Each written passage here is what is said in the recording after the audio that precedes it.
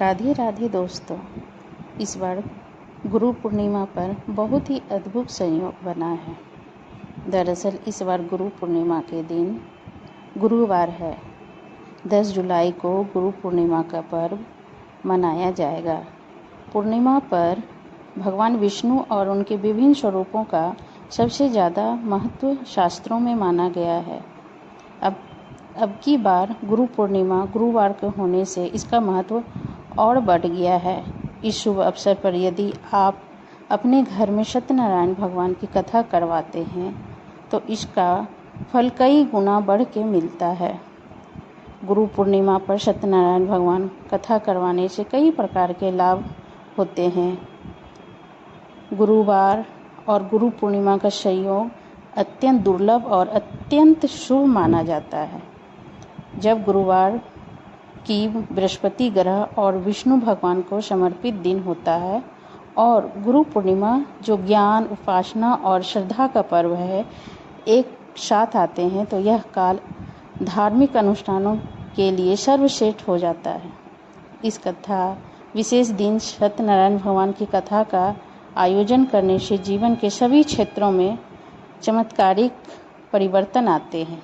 अगर आपके घर में काफ़ी समय से किसी बात या की परेशानी लेकर तनाव चल रहा है तो इसमें कमी आती है। पूर्णिमा की तिथि हर महीने आती है, मगर साल के कुछ पूर्णिमा तिथि पूजा पाठ अनुष्ठान के लिए विशेष मानी जाती है। दोस्तों, आषाढ़ मास की पूर्णिमा में उसमें एक ही होती है।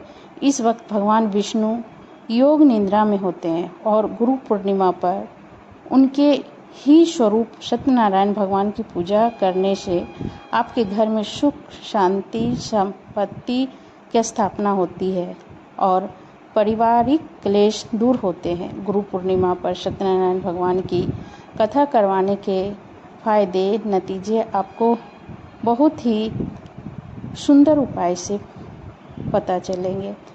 इस बार आप अवश्य ही अपने घर में गुरु पूर्णिमा पर अपने घर में सत्यनारायण भगवान की कथा करवाएं। घर में आपके सुख, शांति, समृद्धि सभी तरह के वास होंगे। गुरु पूर्णिमा का दिन अध्यात्म, श्रद्धा, आत्मविश्वास का पर्व है। वहीं गुरुवार बृहस्पति देव का दिन होता है जो धर्म, नीति और सुख शांति के प्रतीक है। इस दिन घर में सत्यनारायण भगवान की कथा करवाने से न केवल वातावरण सात्विक होता है तथा सकारात्मक ऊर्जा भी आपके घर में प्रवेश करती है। अभी सभी के घरों में बहुत तरह के कष्ट, बीमारी, कलेश, पैसे की तंगी बहुत बनी हुई रहती है। भगवान श्री हरि विष्णु इसमें आपकी बहुत सहायता करते हैं। उनका पूजन पाठ घर में करने से आपको चारों तरफ सकारात्मक ऊर्जा का वास होता है। और जहाँ नारायण जी की पूजा होती है वहाँ माँ लक्ष्मी स्वयं प्रवेश करती हैं। इसलिए कहा जाता है कि पूर्णिमा के दिन कथा कहवाने से बहुत तरह सुख, शांति, समृद्धि आ जाती है घर में।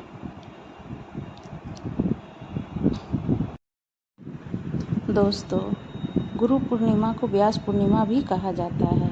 महर्षि वेद व्यास के जन्मदिन वर्ष के रूप में मनाया जाता है, जो वेदों के रचयिता माने जाते हैं। इस दिन भक्त अपने गुरुओं का सम्मान करते हैं और उनका आशीर्वाद लेते हैं। आइए जानते हैं गुरु व्यास जी की कहानी।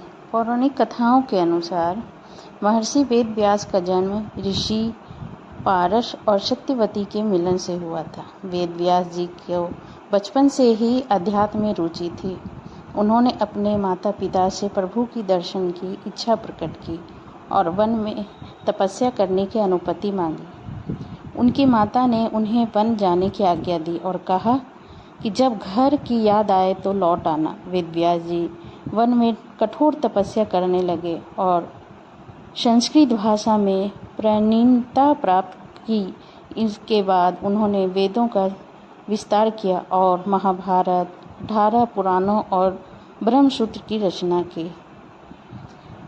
गुरु पूर्णिमा के दिन गुरुओं का सम्मान करें दोस्तों। उनका आशीर्वाद लेने का दिन है। इस दिन भक्त अपने गुरुओं के प्रति अपनी श्रद्धा और कृतज्ञता व्यक्त करें। गुरु पूर्णिमा का पर्व हमें यह याद दिलाता है कि गुरु का स्थान हमारे जीवन में बहुत ही महत्वपूर्ण है।